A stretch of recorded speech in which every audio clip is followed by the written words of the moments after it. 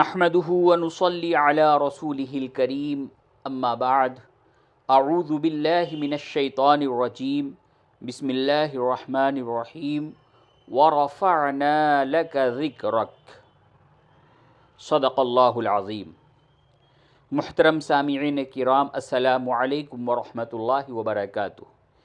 سیرت النبی صلی اللہ علیہ وسلم کی آج ہماری 11ویں محفل ہے، اور قبل اس سے کہ ہم کچھ عرض کریں، آئیے ہم اور آپ مل کر اپنے آقا و مولا سرکار محمد مصطفیٰ صلی اللہ علیہ وسلم کی بارگاہ رسالت میں جھوم جھوم کر درود و سلام کا نذرانہ پیش کریں۔ پڑھیے اللہم صلی علی سیدنا حبیبنا و شفیعنا و مولانا محمد وبارک وسلم، صلاۃ و سلام علیک یا رسول اللہ، سبحان ربک رب العزت عما یصفون وسلام علی المرسلین والحمد للہ رب العالمین۔ آج کا موضوع ہے آپ صلی اللہ علیہ وسلم کی مدینہ منورہ میں تشریف آوری۔ حضرت محمد مصطفیٰ صلی اللہ علیہ وسلم مکہ معظمہ سے چلتے ہوئے ستمبر سن 622 عیسوی میں یثرب کے قریب قباء کی بستی میں پہنچ گئے۔ یہ ربیع الاول کا مہینہ اور نبوت کا 13واں سال تھا۔ اسی سال سے اسلامی تاریخ میں ہجری کیلنڈر کا آغاز ہوتا ہے۔ قباء مدینہ کے جنوب میں ہے۔ قباء مدینے سے 3 میل کے فاصلے پر ہے۔ یہاں آپ صلی اللہ علیہ وسلم ابتداءً ایک کھجور کے باغ میں اترے۔ قباء کے مسلمان اور یہودی باشندے آ کر آپ صلی اللہ علیہ وسلم کے پاس جمع ہونے لگے، مگر انہیں معلوم نہ تھا کہ حضرت محمد صلی اللہ علیہ وسلم کون ہیں۔ حضرت ابو بکر صدیق رضی اللہ عنہ چونکہ حضرت محمد مصطفیٰ صلی اللہ علیہ وسلم سے 3 سال بڑے تھے، انہیں گمان ہوا کہ لوگ کہیں یہ نہ سمجھیں کہ میں ہی محمد ہوں، اس لیے انہوں نے اپنی چادر، جس کو انہوں نے حضرت زبیر بن عوام سے لیا تھا، سائبان کی طرح حضرت محمد مصطفیٰ صلی اللہ علیہ وسلم کے اوپر پھیلا دی، جو اس وقت ایک کھجور کے درخت کے ناکافی سائے میں بیٹھے ہوئے تھے۔ اب لوگوں نے حضرت محمد مصطفیٰ صلی اللہ علیہ وسلم کو پہچان لیا اور عرب رواج کے مطابق آپ کو خوش آمدید کہنے لگے۔ اس کے بعد بنی عمرو بن عوف کے سردار کلثوم نے اپنے گھر چلنے کی درخواست کی۔ حضرت محمد صلی اللہ علیہ وسلم نے کہا، ہم کسی کو زحمت نہیں دینا چاہتے۔ کلثوم نے کہا، ہمارے گھر میں ایک کمرہ خالی ہے، اس میں کوئی نہیں رہتا، آپ اور حضرت ابو بکر صدیق رضی اللہ عنہ چل کر اس میں قیام فرمائیں، ہم آپ کے اونٹوں کی حفاظت کریں گے اور ان کا پیٹ بھریں گے۔ اب آپ وہاں تشریف لے گئے، مگر جلد ہی مدینہ کے مسلمان آپ سے ملنے کے لیے کثرت سے آ گئے اور اس کمرے میں سمائی نہ رہی۔ اس کے بعد حضرت سعد بن خیثمہ نے اپنا مکان پیش کیا جو کافی بڑا تھا، چنانچہ آپ دن کو اس مکان میں رہنے لگے، البتہ رات کو سونے کے لیے کلثوم کے گھر میں آ جاتے۔ قباء میں پہنچنے کے 3 دن حضرت محمد مصطفیٰ صلی اللہ علیہ وسلم نے ارادہ کیا کہ وہاں مسجد بنائیں۔ یہ اسلام کی سب سے پہلی مسجد تھی۔ ایک مسلمان نے حضرت محمد صلی اللہ علیہ وسلم کو مسجد کے لیے زمین پیش کی، مگر حضرت صلی اللہ علیہ وسلم نے ہدیہ قبول نہ کیا اور قیمت دے کر اس کو خرید لیا۔ اس مسجد کو بنانے میں تمام مسلمانوں نے حصہ لیا۔ حضرت محمد مصطفیٰ صلی اللہ علیہ وسلم خود بھی حضرت ابو بکر صدیق رضی اللہ عنہ کے ساتھ مٹی کا گارا بناتے تھے اور پتھروں کو اٹھاتے اور ردے جماتے تھے۔ حضرت عمر بن خطاب رضی اللہ عنہ، جو کبھی مکہ کے معزز ترین لوگوں میں تھے، اپنے کندھوں پر پتھر ڈھوتے اور مٹی سے بھرا ہوا برتن اٹھا کر لاتے۔ اس طرح تمام مسلمان اس کے بنانے میں شریک رہے۔ حضرت محمد مصطفیٰ صلی اللہ علیہ وسلم نے قباء میں تقریباً 1 ہفتہ قیام کیا، اور جب مسجد مکمل ہو گئی تو وہاں سے چل کر یثرب تشریف لائے۔ یثرب اس وقت تک 2 ناموں سے مشہور تھا، یثرب اور طیبہ۔ حضرت محمد مصطفیٰ صلی اللہ علیہ وسلم کے آنے کے بعد وہ مدینۃ النبی، نبی کا شہر کہا گیا، اور مختصر ہو کر مدینہ کے نام سے پکارا جانے لگا۔ جب آپ صلی اللہ علیہ وسلم مدینہ منورہ میں داخل ہوئے، اس وقت مدینہ کا رقبہ 30 مربع کلومیٹر تھا۔ اس شہر میں گھروں کے علاوہ 72 قلعے تھے، جن میں 59 قلعے یہودیوں کے تھے اور 13 عربوں کے۔ اس کے شمال اور جنوب میں 2 پہاڑ واقع تھے جو اب بھی موجود ہیں۔ مدینہ کے باشندے، چلیے درود شریف پڑھ لیں۔ اللہم صلی علی سیدنا حبیبنا و شفیعنا و مولانا محمد وبارک وسلم۔ تو میں یہ عرض کر رہا تھا کہ مدینہ کے باشندے تقریباً نصف عربی تھے اور نصف یہودی۔ عرب باشندوں کا پیشہ کاشتکاری، جانور پالنا اور تجارت کرنا تھا۔ یہودی کاشتکاری، زرگری، گوہر فروشی، دباغی کے ذریعے اپنی روزی حاصل کرتے تھے۔ اس زمانے میں عربوں کے پاس اپنا سکہ نہ تھا۔ مکہ مدینہ میں ایرانی اور رومی سکے رائج تھے۔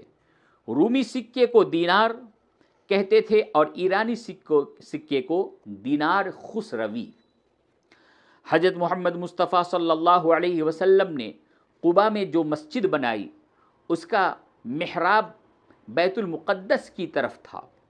اس وقت حضرت محمد صلی اللہ علیہ وسلم اور آپ کے ساتھی بیت المقدس کی طرف رخ کر کے نماز پڑھتے تھے۔ اس سے یہودیوں کو یہ امید ہو گئی کہ آپ ان کا مذہب تسلیم کر لیں گے۔ ان کو مزید یقین اس بات سے ہوتا تھا کہ قرآن میں یہودی نسل کے انبیاء، حضرت ابراہیم، حضرت موسیٰ، حضرت عیسیٰ علیہ السلام وغیرہ کا ذکر اسی احترام کے ساتھ کیا گیا ہے جس طرح یہودی ان کو مانتے ہیں۔ مگر قباء میں اجتماعی عبادت کا دن جب آپ نے جمعہ کو مقرر فرمایا تو یہودیوں کو مایوسی ہوئی، کیونکہ وہ سمجھتے تھے کہ آپ یہودیوں کا دن سنیچر کو اجتماعی عبادت کے لیے اختیار کریں گے۔ اس کے بعد کچھ یہودی علماء نے آپ سے گفتگو کی اور کہا کہ اے پیغمبر، اگر آپ کو پیغمبر ہونا ہے تو سب سے پہلے آپ کو یہودی ہونا چاہیے، کیونکہ خدا یہودی قوم کے واسطے ہی سے کلام کرتا ہے۔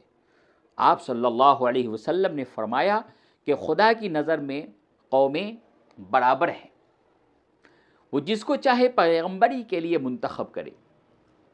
قباء کے یہودی باشندے اسلام کی طرف راغب نہیں ہوئے، صرف ایک یہودی نے اسلام قبول کیا جس کا نام سلو تھا۔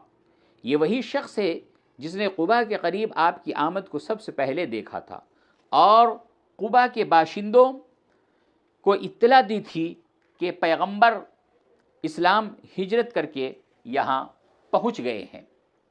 حضرت محمد صلی اللہ علیہ وسلم کی اونٹنی مدینے میں داخل ہوئی تو یہاں کے لوگ پہلے سے آپ کے استقبال کے لیے تیار تھے۔ لوگ آپ کی اونٹنی کی طرف دوڑے،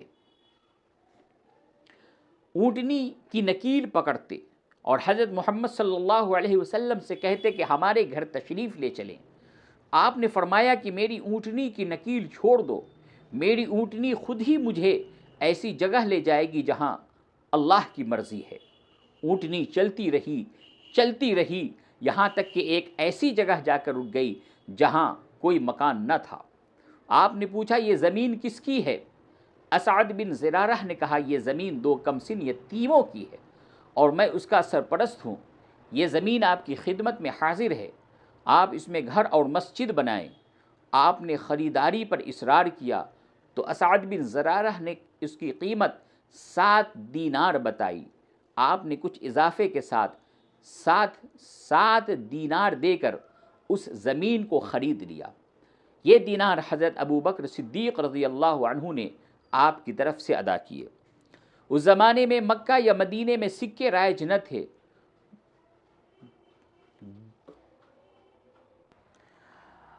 اگلے دن حضرت محمد مصطفیٰ صلی اللہ علیہ وسلم نے مسلمانوں کی مدد سے اس جگہ مدینے کی پہلی مسجد بنانی شروع کی۔ حضرت محمد مصطفیٰ صلی اللہ علیہ وسلم سمیت تمام لوگ گارا بناتے اور مٹی اور پتھر اٹھا کر لے آتے۔ اس مسجد کی دیواریں پتھر کی تھیں اور چھت کو کھجور کے تنوں اور پتوں سے ڈھانک دیا۔ اس مسجد کو بنانے میں 7 مہینے لگے۔ اس مسجد کا قبلہ بھی بیت المقدس کی طرف بنایا گیا، کیونکہ اس وقت تک کعبہ کی طرف رخ کر کے نماز پڑھنے کا حکم نہیں آیا تھا۔ مدینہ منورہ میں حضرت محمد مصطفیٰ صلی اللہ علیہ وسلم جہاں اپنے اونٹ سے اترے، اس سے سب سے قریب کا مکان حضرت ابو ایوب خالد بن زید انصاری رضی اللہ عنہ کا تھا، جو اپنی ماں کی طرف سے حضرت محمد مصطفیٰ صلی اللہ علیہ وسلم کے رشتہ دار بھی ہوتے تھے۔ ابو ایوب انصاری رضی اللہ عنہ نے اصرار کیا کہ آپ میرے مکان پر چل کر قیام کریں۔ آپ نے کہا کہ میں ایک شرط پر چل سکتا ہوں کہ رات تمہارے یہاں بسر کروں، مگر کھانے کا بوجھ تمہارے اوپر نہ ہو۔ حضرت ابو ایوب انصاری رضی اللہ عنہ نے کہا، اے حضرت، آپ کتنا کھائیں گے؟ مجھ پر بوجھ پڑے گا۔ حضرت محمد صلی اللہ علیہ وسلم نے کہا، میں جتنا بھی کھاؤں مگر تمہارے اوپر اس کی ذمہ داری نہیں ڈالوں گا۔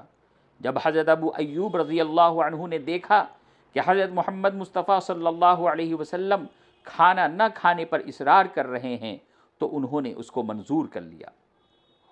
حضرت محمد صلی اللہ علیہ وسلم تقریباً 7 مہینے حضرت ابو ایوب انصاری رضی اللہ عنہ کے مکان میں رہے۔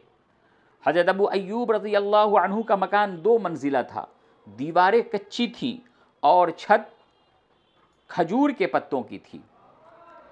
اوپر ذرا سا بھی دھماکہ ہوتا تو نیچے مٹی جھڑتی تھی، اس لیے ابو ایوب رضی اللہ عنہ نے اوپر کا حصہ حضرت محمد صلی اللہ علیہ وسلم کے رہنے کے لیے تجویز کیا، مگر آپ نے آنے جانے والوں کی آسانی کے لیے نچلی منزل پسند کیا۔ ابو ایوب انصاری رضی اللہ عنہ کا خاندان اوپری چھت پر رہتا تھا۔ ایک روز اتفاق سے ان کے پانی کا برتن ٹوٹ گیا۔ چھت معمولی تھی، اندیشہ ہوا کہ پانی ٹپک کر نیچے گرے گا اور حضرت محمد مصطفیٰ صلی اللہ علیہ وسلم کو تکلیف ہوگی۔ گھر میں اوڑھنے کے لیے ایک لحاف تھا، انہوں نے اس لحاف کو پانی پر ڈال دیا تاکہ وہ اسے جذب کر لے۔ جب مدینہ کی مسجد بن گئی تو اس کے گرد حجرے بنا دیے گئے۔ آپ صلی اللہ علیہ وسلم اپنے خاندان سمیت ان حجروں میں جا کر رہنے لگے۔ ابو ایوب انصاری رضی اللہ عنہ کے یہاں قیام کے زمانے میں حضرت محمد مصطفیٰ صلی اللہ علیہ وسلم نے حضرت زید بن حارثہ اور حضرت ابو رافع کو 2 اونٹ اور 500 درہم دے کر مکہ بھیجا کہ وہ آپ کے گھر والوں کو مکہ سے مدینہ لے کر آئیں۔ حضرت محمد مصطفیٰ صلی اللہ علیہ وسلم کی 4 بیٹیاں تھیں، حضرت فاطمہ، حضرت ام کلثوم، حضرت رقیہ اور حضرت زینب رضی اللہ عنہم اجمعین۔ اور حضرت رقیہ اپنے شوہر حضرت عثمان کے ساتھ مدینہ آ چکی تھیں، دوسری 3 لڑکیاں مکہ ہی میں تھیں۔ یہ لوگ حضرت فاطمہ اور حضرت ام کلثوم اور آپ کی بیوی حضرت سودہ بن زمعہ، اسامہ بن زید اور ان کی زوجہ ام ایمن کو لے کر آ گئے۔ آپ کی تیسری لڑکی حضرت زینب کو ان کے غیر مسلم شوہر ابو العاص نے آنے نہ دیا۔ حضرت ابو بکر رضی اللہ عنہ کے لڑکے حضرت عبداللہ اپنی بہن عائشہ رضی اللہ عنہا اور اپنے دوسرے گھر والوں کو